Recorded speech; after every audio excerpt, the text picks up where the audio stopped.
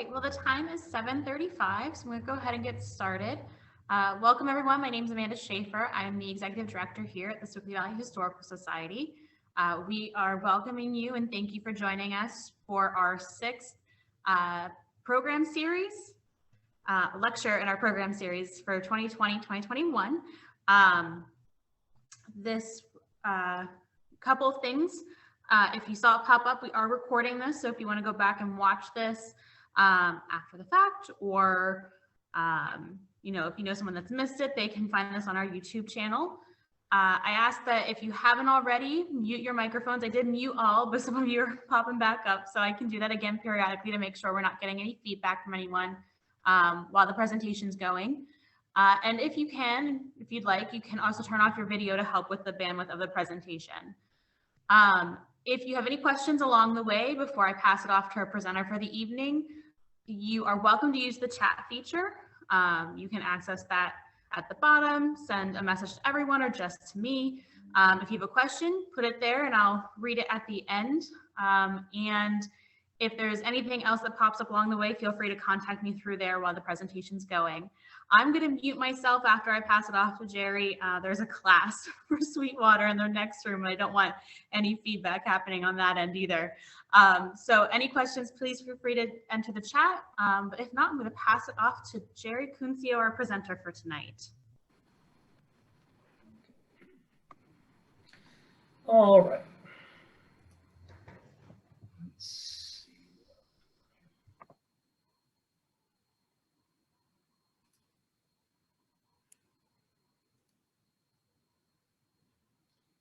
Okay, can everybody see my screen?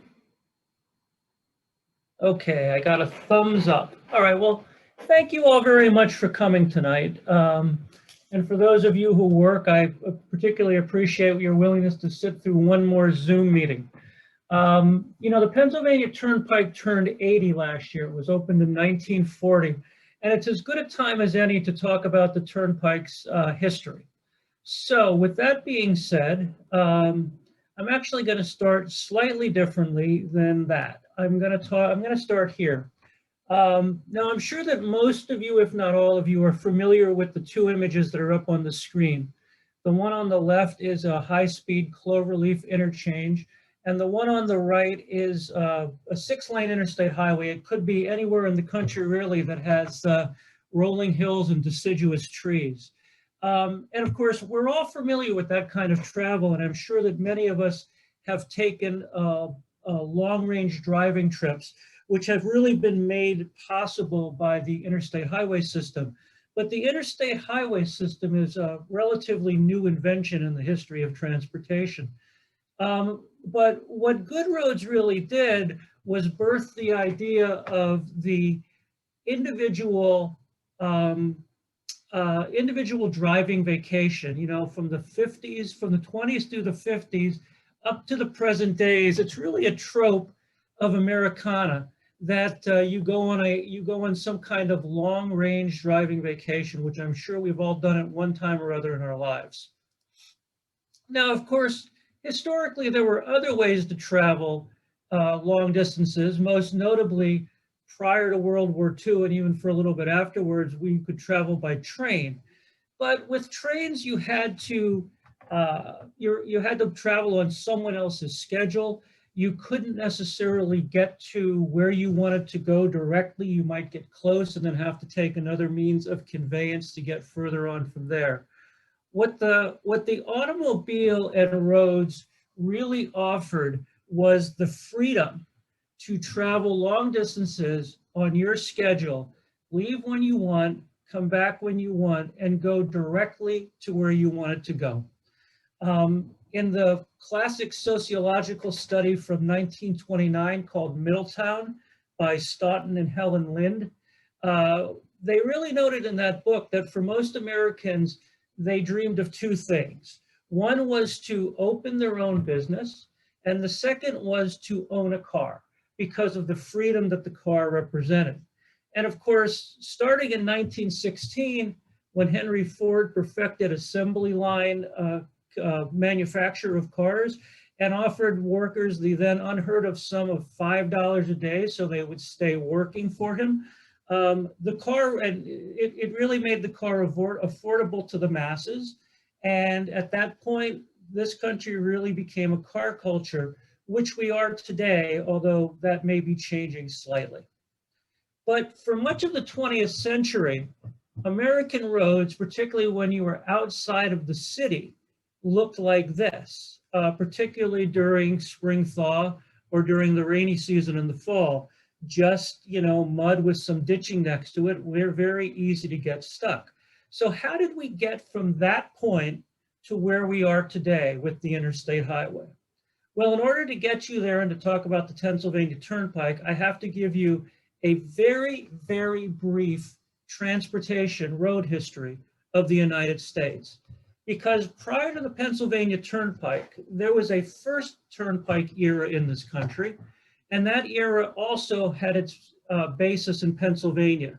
The First Turnpike Era lasted from the late 18th century through the mid-19th century. And the First Turnpike was the Lancaster to Philadelphia Turnpike, also called the Pennsylvania Road. It was opened in 1796. And it was the first scientifically constructed road in this country. It was graded, it had good drainage, and it had a crushed limestone surface to facilitate all season, all weather travel. And that was named after the man who invented it, a Scotsman named Macadam, which we refer to as a macadam surface to this day. But the Turnpike Era, the First Turnpike Era in this country didn't last long. It's one thing to say you want good roads, it's another thing to have to pay a subscription in order to build them. And it pretty much fell by the wayside, particularly after the 1830s when railroads came in a big way. And gradually, a lot of the early turnpikes simply disappeared. They no longer had any money coming into them. And America's roads pretty much fell into disrepair, except in really small sectors of the country. Now, the movement for good roads really took off in the 1880s and the 1890s. And it was really a rural grassroots movement. And it was led by two groups of people. It was led by farmers, and it was led by those who were interested in what was then the latest in technological innovation, the safety bicycle. The safety bicycle had two wheels of the same size as rubber tires. It wasn't no longer with one huge wheel and one small one or something of that ilk. And, people went for these like wild. It was the technological craze of the 1880s and 1890s. And people who rode bicycles wanted good roads that they could get around in, as did farmers who wanted a better way to take their produce to market. And they were really the people who started what was called the grassroots movement in this country. And the grassroots movement had a lot of success. In 1903, the Pennsylvania jumped on the bandwagon and created the Pennsylvania Department of Highways, which is the predecessor route to PennDOT. They were 3 years ahead of the feds, who in 1905 created the Federal Office of Public Roads, later known as the Bureau of Public Roads. And I'm wondering if people at this time can use the chat function and let me know what cabinet department they think that the Bureau of Public Roads was in. And Amanda, because I shared my screen a certain way, I'm not seeing the chat function at this moment. So if you would be so kind to read some of the guesses, I would greatly appreciate it. Yep, I'm looking right now. Anyone have any guesses? This is the audience participation part of the presentation. Jump in now. Steve Ratcliffe has agriculture. Lisa Burrows put transportation. I give Steve some credit because not many people guess agriculture, but the Bureau of Public Roads was indeed a part of the Department of Agriculture, and it was a part of the Department of Agriculture for much of its existence. And in Pennsylvania, The goal was to create a system of highways, a state highway system linking county seats. So, Pittsburgh to say Butler or something like that. Federally, the idea was pretty much the same. They wanted to link the major city, but really it was a rural program.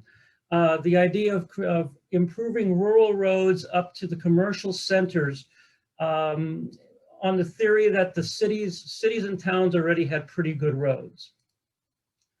The big impetus for road construction, for highway construction in this country, was a law passed in 1916 called the Federal Aid Road Law, which provided $75 million in federal money to be matched dollar for dollar by the states. And that money was apportioned among the states on the basis of its population and the total mileage of Postal Department certified roads. The program was administered by the Bureau of Public Roads, or the BPR, which developed technical standards in cooperation with the various state highway departments and an organization still big today called the American Association of State Highway Transportation Officials. And the BPR had to approve all project plans and specifications for highway construction in the states. As importantly, it set up the system where the federal government would pay 80% of the cost of all highway and bridge projects. That system is still in place today, as is the way highway money is apportioned. So the law is over 100 years old, and it's still being used today. Now, Pennsylvania jumped right on following the passage of the Federal Road Law of 1916. The state legislature apportioned $25 million for its state highway department, which was more than enough money to match the available federal funds for new construction. They also added another $20 million from the motor licensing fund, registering your car, earmarked for maintenance of roads. And then the public also got involved. In 1918, the voting public overwhelmingly approved a 30-year, $50 million state bond issue for road improvements. And in 1921, the state legislature enacted a 1-cent state tax, state fuel tax. So Pennsylvania was awash in money to build roads, and build roads they did. Now that brings us to the Pennsylvania Turnpike, because the Pennsylvania Turnpike was not built using this system. The Pennsylvania Turnpike is the nation's first high-speed, multiple-lane, grade-separated, limited access highway. We're going to talk about what all of those things mean. And it's the fact that it's all of those four things: high-speed, multiple-lane, grade-separated, and limited access, that makes it significant as the first road of its kind built in the country. As early as 1952, the Turnpike opened in 1940, and early in 1952, the Turnpike was taking claim to being the father of high-speed highways in this country. In fact, its annual report from 1952 referred to it immodestly as the world's greatest highway. Also fond of referring to it as the granddaddy of America's superhighways. Some publications contended that the Turnpike was the foundation and yardstick of interstate highway development, which was then a hot topic in the halls of Congress in 1952. And then following the passage of the Interstate and Defense Highway Act of 1956, the Pennsylvania Turnpike Commission unabashedly sought to take credit for the interstate superhighway concept, writing in its 1958 report, "Men of vision recognized and predicted that the Pennsylvania Turnpike Commission, with a generation of engineering concepts incorporated into its design, was the foundation for the nation's system of interstate highways." We're going to see how true that statement is. And in order to do that, we're going to talk a little bit first about the history of the Pennsylvania Turnpike. As some of you undoubtedly know, the Pennsylvania Turnpike actually began as a proposed railroad line between Harrisburg and Pittsburgh. And it came about because of a dispute between two industrial giants, Andrew Carnegie and the Pennsylvania Railroad. Carnegie, of course, used to work for the Pennsylvania Railroad, but in the late 19th century, he was the steel mogul of the world, and he didn't like the price that the Pennsylvania Railroad was charging him to ship his steel. So he decided that he, backed by William Vanderbilt of the New York Central, I didn't include a name under Carnegie because I figured everybody knew who he was, but I did under Vanderbilt in case you didn't know who he was.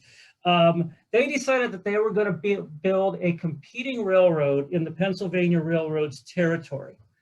And that was known as the South Penn Railroad. Now, the route they chose for the South Penn Railroad was actually one of the routes that the great J. Edgar Thompson of the Pennsylvania Railroad listed as one of its possible routes when the Pennsylvania Railroad was being developed in the mid-19th century. It was a more southern route. It was more direct, but it was much more punishing in the terms of the topography and building the road. So instead, of course, Edgar Thompson built his main line through Blair and Cambria counties, which included the famous Horseshoe Curve, which required him to actually level a mountain in order to get the road built, and then use the rock fall to build his curve. But even that was an easier route to build than the South Penn, what would become the South Penn Railroad route.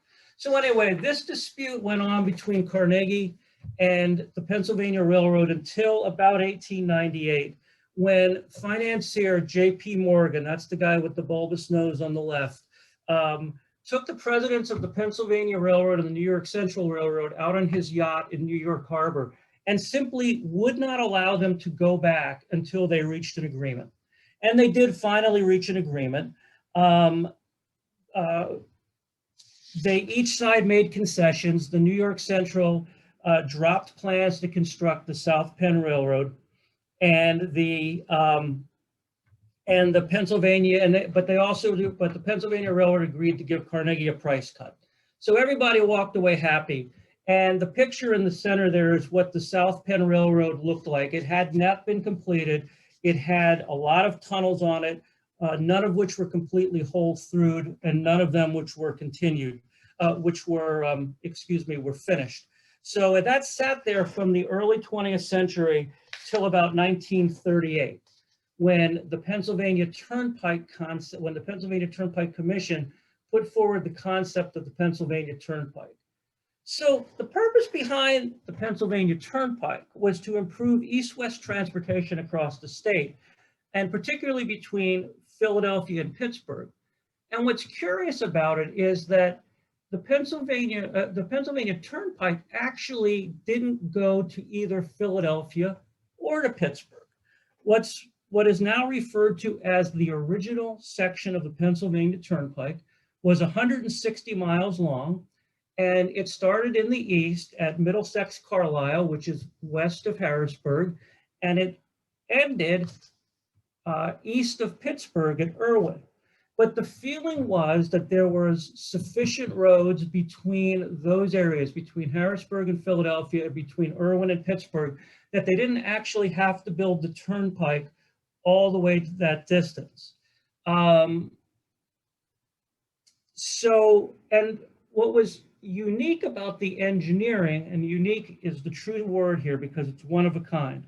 What was unique is that it would combine limited access, multiple lane highways with a high-speed design on a scale that had never been seen before.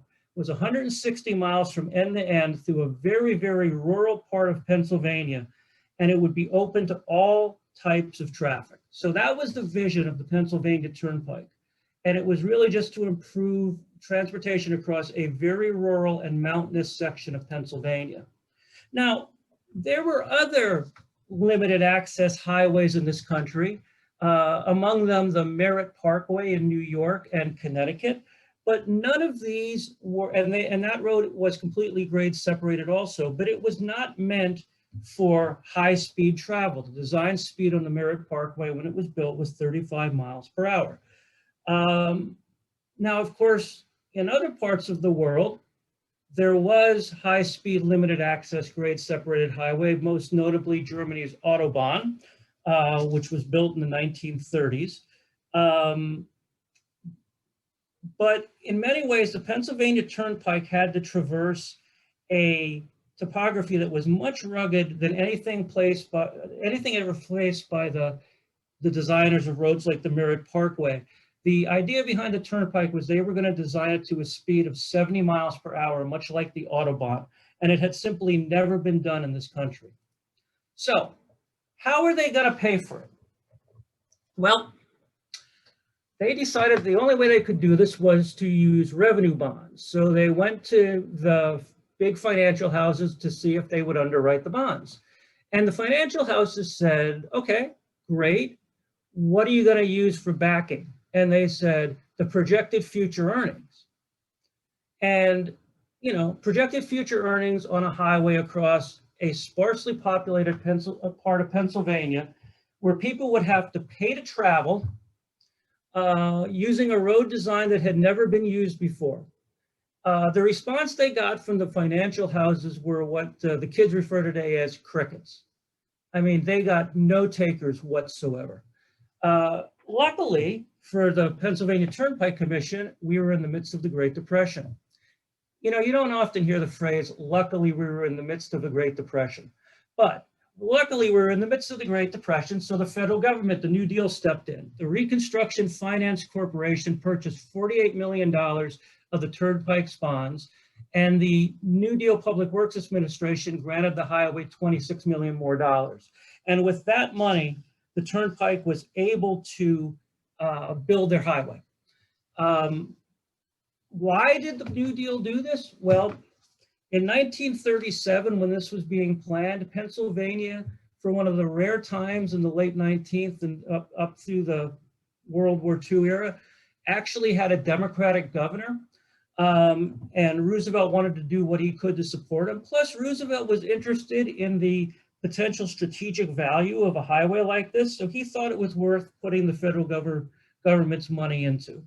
So with that money in hand, they began to design and build the Turnpike. They broke ground in October 28th, 1938. Despite the fact that they actually owned, the Pennsylvania Turnpike Commission owned no ground at that time. They broke ground on October 28th, 1938. At its peak, the Pennsylvania Turnpike employed 15,000 workers working around the clock. They awarded contracts to multiple engineering firms and construction firms for short sections of the highway, so they could have more sections under construction rather at one time. Railroads have done this to an extent in the past, but not at the level that it was done by the Pennsylvania Turnpike. The road opened October 1st, 1940. So they built the entire 160-mile road in less than 2 years, in about 20 months. I work on highway projects. You can't get environmental clearance in less than 5 years nowadays. And they built an entire highway in less than 2 years, a highway on a design that had never been seen before. Opened at midnight, the Turnpike opened at midnight on October 1st, 1940. There was little political fanfare because Pennsylvania now had a Republican governor, and Franklin Roosevelt didn't want to give the guy a lot of publicity. But there was a lot of local interest in the road, as you can see from this picture here. Now, the Pennsylvania Turnpike Commission predicted that the Turnpike in its first year of operation, remember, in a sparsely populated part of central Pennsylvania, would attract 1.3 million vehicles in its first year of operation. The Bureau of Public Roads thought that that was just the most ridiculous thing that I ever heard. They thought there is no way that they are going to attract that much traffic. And in a sense, both people were wrong, because in its first year of operation, the Turnpike carried 2.4 million vehicles, more than enough to pay off the revenue bonds. The Turnpike was on its way. Now, what makes the Turnpike significant? Well, first of all, it is a single unified design from one end to the other when it was built. It was 4 lanes, with a design speed, as I said, of 70 miles per hour. It had long sweeping curves, long entrance ramps. And you'll notice what it didn't have when it first opened. It did not have a guide rail in the center.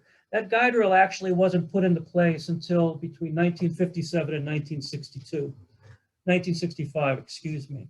Secondly, what's significant about the Turnpike was that, and this is a quote from one of the histories, the design was attacked from the viewpoint of the motor car operation and the human frailty of the driver, rather than from that of the difficulty of the terrain and method of construction.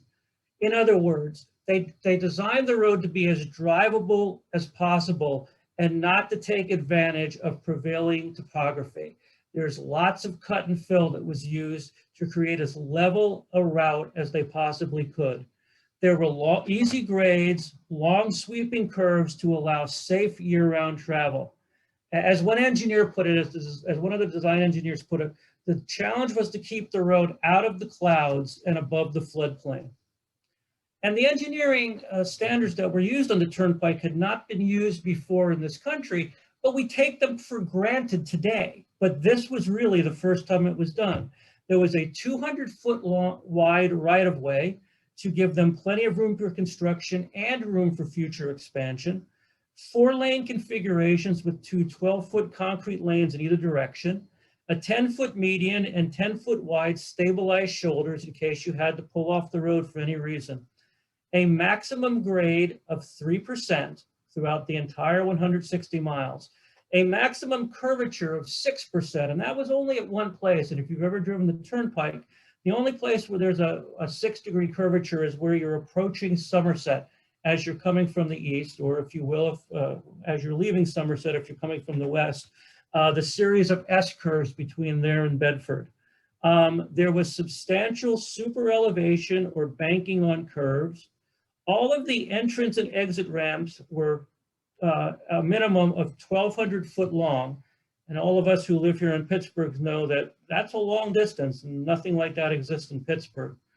All of the interchanges, and there were 11 of them, had standard design features. The minimum sight distance on the road was 600 feet, so you couldn't outrun your headlights. And there was complete grade separation, meaning there was not a stop sign or a traffic light anywhere on the route. There were 7 tunnels, 3 of which have subsequently been bypassed, and 307 bridges. And although the Turnpike, and there's a lot of really notable features about the road. This is an example of one of the high-speed interchanges. The Turnpike was very fond of what was known as the single trumpet design, where you have one loop as you're getting on, and then everything else is just straight shots. But what got the Turnpike the most publicity, and quite frankly, what the Turnpike most publicized, was the fact that they took those tunnels and they hauled them through and improved them and made them a prominent feature of the highway. In fact, the Turnpike was referred to as the tunnel highway. The tunnels originally were only 2 lanes wide. It was the only place on the Turnpike where you did not have 4 lanes. But because of the cost and expense of going through mountains, they narrowed them down to 2 lanes, which would become a problem and which would later be expanded. One of the more famous features on the Turnpike is what's known as the double tunnel, the Kittatini Mountain and Blue Mountain tunnels outside of Carlisle. They were built like that because in between them was the water supply for Shippensburg, which they didn't want to foul. So they had to build 2 separate tunnels rather than one long tunnel. And although the Turnpike isn't really known for its design features, to design the grade separation bridges to carry existing roads over the Turnpike, the Pennsylvania Turnpike Commission designed these really sweet, shallow, arched, rigid frame concrete bridges, which unfortunately, as the Turnpike expands from 4 lanes to 6 lanes, these are all being replaced, which is really too bad because it's a really lovely and cost-efficient design and really forward-thinking. There weren't many built in this country They weren't built in great number in this country prior to the turnpike, but it's an exceptional design. But, you know, the turnpike was meant to be more than just a highway. It was meant to be a complete driving experience. So not only did you have the engineering features which were later used in the Interstate Highway, along the turnpike you had maintenance facilities and service plazas. So people could stop and get a bite to eat, refuel their car. The biggest and most famous one is South Midway, outside of Bedford. All of the rest plazas, which are now all rebuilt, except for one, I believe, were modeled after early stone Pennsylvania houses to give that homey feeling. And to also give that homey feeling, all of the concessions at the service plazas were done by one of the premier hotelers and restaurants of the era, Howard Johnson's. Provided all the food on the turnpike. Of course, now it's all fast food, but there was actually sit-down dining in the turnpike facilities. And many people, including my own father, drove the road just to drive the road, stopped to get a bite to eat at one of the hojos, and then turned around and drove home. It was a destination as well as a highway. The road was an immediate success, and it was a national sensation. Some common ways of describing it from the period was to call it a dreamway. Absolutely extraordinary. The first American highway better than the American car, and the maximum in road construction for many years to come. But from the Turnpike Commission's point of view, the most important thing that the highway did was it proved that you could fund highways based solely on projected future revenues, which, you know, as I said, was a concept that the financial houses, when the road was originally built, were not interested in, and now they couldn't get enough of. And what you have to understand is that the turnpike was built during a very contentious debate over highway constructions. The Bureau of Public Roads in 1939 put out a study they called Toll Roads and Free Roads. And it was the BPR's master plan advocating a system of limited access highways that would link the urban centers throughout the country. It was the beginning of the interstate highway planning process. And it was meant to be a remedy to what was called the urban traffic problem or urban traffic congestion. And what this really did was, for the first time, was that the BPR was moving away from rural highway construction, which had been their emphasis from the time they were first started, to a more comprehensive approach to urban and rural highways. And Toll Roads and Free Roads advocated a system of 6 interstate highways, 3 east-west, 3 north-south, essentially the system we have today. But because BPR was scientifically based, the roads would be built based on the level of traffic. So except around city areas, almost all of the roads on these interstate highways would be 2 lanes wide, and most importantly, they would be free. They would not be toll roads. There was a fear that if toll roads were built in great number, it would undermine the federal aid funding formula and the dedicated fuel tax that had been put into place. Now, now, as I said, this was a contentious time. So this is a map of what the BPR was planning on building. And as you can see, the heavier black lines, those are the areas that would be 4-lane highways. And the thinner black lines are the areas that would be 2-lane highways. So as you can see, almost all of the routes were meant to be 2-lane. And as I said, they were meant to be free. Now, the Pennsylvania Turnpike, they wanted to have nothing to do with this. They felt they had a business model that would work. And they immediately moved after World War II, made capital available again. They immediately moved to expand the turnpike east and west in Pennsylvania. The first expansion west would go to Ohio, passing by Pittsburgh up in a little community of almost nothing at the time called Monroeville. initially east, it would go to Valley Forge, where it would connect up with another post-World War II road, the Schuylkill Expressway. Ultimately, the turnpike would build all the way to the New Jersey border. But of course, they saw this, this was an expansion of their toll roads.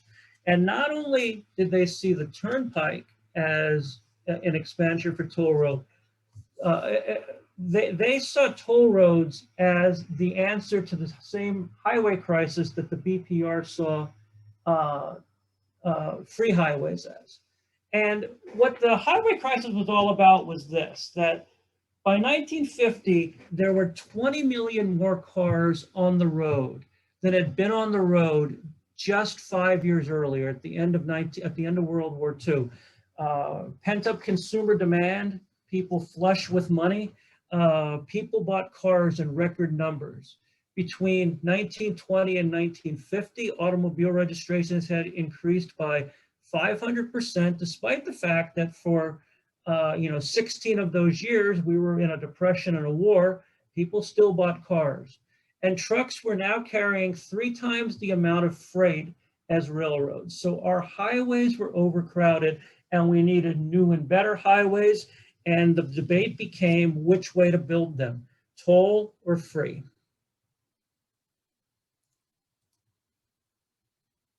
Well, Pennsylvania Turnpike Commission, and other advocates of toll roads really felt that the solution to the funding crisis was toll highways, because revenue bonding made money immediately available to build highways. And many states had restrictions on how much money they could borrow. But if you were underwriting bonds, you could sidestep those state funding restrictions. And visionaries like Pennsylvania Turnpike Commissioner, the chairman, Walter Jones, he envisioned an 1,800-mile, $860 million system of toll roads running from Boston south to Richmond, from Philadelphia west to St. Louis, and from Pittsburgh to Chicago. Interestingly, that pretty much equates where the Pennsylvania Railroad operated. And he felt that this should all be undertaken by the federal government or by commissions like his own. And, roads really were in deplorable conditions at that point. Because of the war, there had been deferred maintenance and they were carrying more traffic. And the Pennsylvania Turnpike jumped on top of this. And this led to really what was called the Second Turnpike Era in this country. The PA Turnpike Commission proposed expanding their system to New Jersey, building a north-south road from Pittsburgh or from Monroeville to Erie, extending from Philadelphia up to the New York State border, and building a road from Harrisburg into Maryland. And they weren't the only state to do this. Prior to 1950, New Hampshire, Maryland, Ohio, New Jersey, Oklahoma, West Virginia, and Colorado had all established turnpike authorities or approved toll roads. By 1951, 32 states had given consideration to toll roads. 18 had operating toll road legislation, 18 had toll road legislation in effect at that point. In October of 1953, 752 miles of toll roads were open, and another 1,077 miles were under construction in 11 different states. And despite the fact that a toll road had not existed until 1940, by 1956, just 16 years later, a driver could travel from Maine to Chicago on multiple lane, limited access toll superhighways without ever encountering a traffic light or grade separation. 10 years earlier, that simply had not been possible. So this really was the Second Turnpike Era. Toll road construction peaked in 1954, And it really peaked that year because the state of West Virginia defaulted on its turnpike bonds that year. And that sent a shiver throughout the spines of the financial community. And, you know, the BPR, as I stated, was dead set against toll roads and really was pushing the Interstate Defense Highway Act of 1956, which would establish a national network of multiple lane limited access highways. They got the attention of President Dwight D. Eisenhower, who liked the idea and who really pushed for it. And ultimately that law was passed in 1956, which would create a nation of free multiple lane, high-speed limited access superhighways, which we know today. What the Pennsylvania Turnpike Commission had hoped to build never really got built. They ended up building a 470-mile long system. They expanded that original 160-mile system between Carlisle and Irwin, east all the way to New Jersey, west all the way to Ohio, and north. They never actually made the New York border. The northeastern extension only made it as far as Clark Summit, Pennsylvania, outside of Wilkes-Barre and Scranton. But the vision they had of building other multiple highways were ended up built for as part of the federal Interstate Highway System. So the roads from Maryland are I-81 and I-83. The road north up to Erie is I-79. And the federal government ended up building a new highway, which the Pennsylvania Turnpike System had also proposed, another east-west route, I-80, which was called the Pennsylvania Shortway. That was also envisioned by the Turnpike Commission, but ultimately built by the federal government using the federal aid system. So the Turnpike never got to expand as much as they thought they would, but they really did leave a legacy, and it's a legacy that cannot be dismissed. And I think because many of us who drive the Pennsylvania Turnpike take it for granted, we don't understand how important it was from an engineering point of view. But here's the legacy of the Pennsylvania Turnpike. They pioneered high-speed, long-distance, limited access highways in this country. And the engineering concepts were substantive examples of modern highway design that were ultimately used when designing and building the Interstate Highway System. These include 12-foot wide lanes, wide usable shoulders, complete grade separation, minimum grades and curvature, and limited access. All of that is a legacy of the Pennsylvania Turnpike. And that's my talk for tonight. Thank you very much for coming, and I hope you enjoyed it. And I'll take any questions you might have. Thank you very much. Thank you, Gerry. That was excellent. I lived in Philadelphia, as many of you know, so I am well familiar with that back and forth trek across the state. So it's great hearing about its history. I know I have one member who's actually going to try to call on the phone, so she can, this might be her. She doesn't have the capability through her phone here, so I'm going to put her on speakerphone for everyone to hear her. Okay. Hello? Hi, Peggy. All right, I'm going to put you on speakerphone right now. Go ahead. All right. In 1950, Pennsylvania's Dream Highway was close to becoming Nightmare Highway. In November, Thanksgiving weekend of 1950, I was on a trip from Harrisburg or Carlisle to Pittsburgh or Irwin, which took 42 hours. Actually, it was really a blizzard. We were on a Greyhound bus, which was leading the traffic westward. And of course, the further we went, the deeper the snow. We did get off at Irwin in good shape, but only got a mile further down the road and were stuck in traffic. Fortunately, we were across the road from old motel cabins, which of course you could not get to because the snow was so deep. But the owners opened up their house and they had about 60 people using their facilities. One woman said, if somebody can get into the trunk of our car, I have carrots and celery in there, and I will make some soup. Well, we had picked up some truck drivers, and they said, we'll get into the trunk, which they did. And the woman started to make soup and then said, is there a grocery store nearby? And was told about a mile away. The truck drivers, of course, said, we'll go. And they were given a list of what to look for and to get any cheese that they could get. When they returned, they were delighted. They had been able to find a block of Velveeta cheese. And the woman proceeded to make bread, and we had what I call hodgepodge soup and grilled cheese sandwiches, which was a blessing because the coffee was just reheated coffee grounds. The woman was asked why she had carrots and celery in the trunk of her car.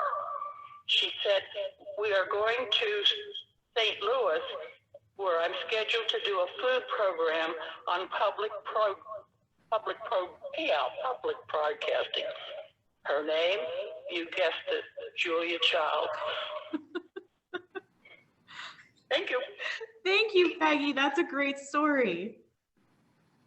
You know, the interesting thing about the Turnpike is that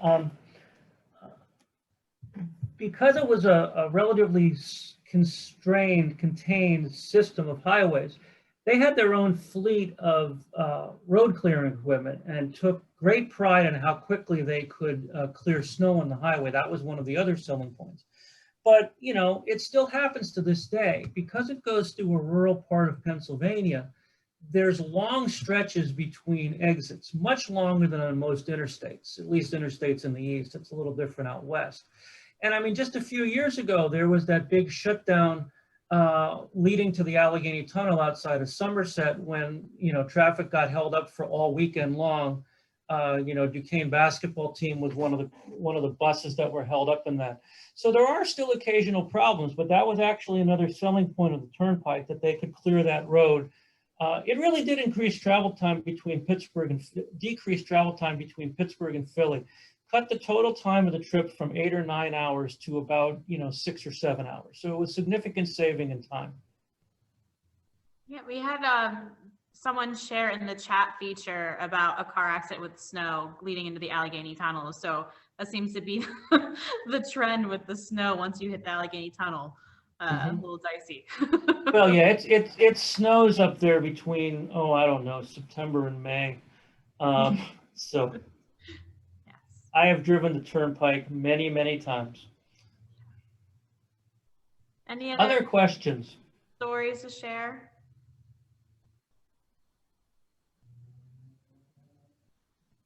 No?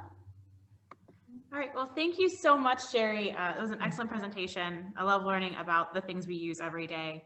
And I think a lot of us maybe appreciate the Turnpike a little bit more rather than just the feeling of why do they need more money nowadays is all we really hear about the Turnpike. A couple of things. Amanda, I'm gonna share my screen one more time. And I just want to show folks my contact information. You know, a couple of years ago, I did a talk on Pittsburgh bridges, the golden age in the city of bridges. I have this talk on the Pennsylvania Turnpike. I have a talk on the history of historic preservation and on American architectural styles from the beginning until the present day, which I hope one day to actually adapt to just using Swickley area examples. So if anybody is ever looking for a speaker for a program, you know, just please let me know. Feel free to contact me at that information there. That's my commercial, Amanda. Sorry to interrupt you. It's okay. Thank you. Thank you for sharing that. And I want to thank everyone for joining us. Unless we are able to reschedule that program from February about the World War I poetry, this is the last virtual presentation of 2020-2021's lecture series. I think we can all agree that we'll be happy to stop saying 2020 after this. The I just want to thank everyone. I see a lot of familiar faces from the past couple presentations. So I thank you all for joining us on taking these presentations virtually and for bearing with us as we worked out those kinks along the way of getting this presentation to work. I think by the end, we got most of it worked out, I think. For members, there is still one more program. So if you're a member of the Historical Society, we do have our annual meeting coming up. That will be next month, May 26th. It will be up at Wilpin Hall, and that is for members and guests. We're hoping that we will have a good number of you show up in person if you're able to. We are going to have that in-person component, but if you want to join us virtually, we'll be trying to do that too. I'm a little concerned about reception, but we're going to try our best to get a Zoom call for that meeting. So those of you who are abroad or just don't feel comfortable yet joining people in person, there will be a Zoom option. If you got your signals, the sign up information's in there. If you have any questions, please do not hesitate to reach out and ask. The RSVP is May 19th because we do need a head count for keeping attendance under the numbers that we need, but also for food. And there will be scheduled visits to the still under renovation, but but ready to show off a little bit, Wilpin Hall Carriage House. And there's 4 times that you can pick for that. So if you're interested in taking a visit to there or just attending the meeting in person or virtually, all of that is available on the Eventbrite page for that presentation or for that program. And again, any questions, please reach out to me. But if not, thank you again all so much for joining us. Thank you, Gerry, again for an excellent presentation. And if there's nothing else, there's no more questions, I wish you all good night.